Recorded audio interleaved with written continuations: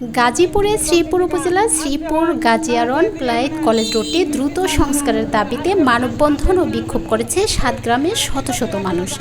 রোববার বেলা 11টা থেকে 12টা পর্যন্ত 1 ঘণ্টাব্যাপী মানববন্ধন অনুষ্ঠিত হয়।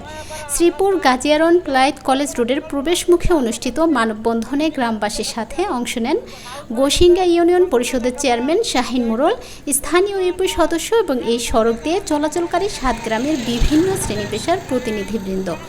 অংশগ্রহণকারীরা জানান, শতবর্ষী পুরনো রাস্তাটি প্রথমে মাটি ফেলে ও পরবর্তীতে ইটের সোলিং করে উন্নয়ন করা হয়েছিল। বর্তমানে এটি কার্পেটিংয়ের জন্য সরকারিভাবে দরপত্র দিয়ে উন্নয়ন সংস্কার কাজ শুরুর 2.5 মাস পর বন বিভাগের লোকজন কিছু অংশে বাধা দিচ্ছে, অথচ রাস্তাটি শতবর্ষী পুরনো।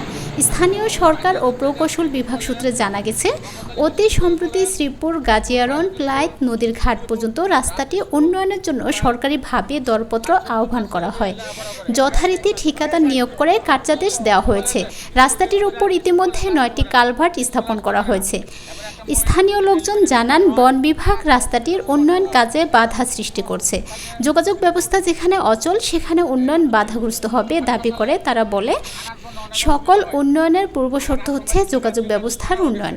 শতবর্ষী রাস্তাটির উন্নয়নের স্থানীয় বন বিভাগের বাধা প্রদানের বিষয়টি আমাদের মর্মাহত করেছে।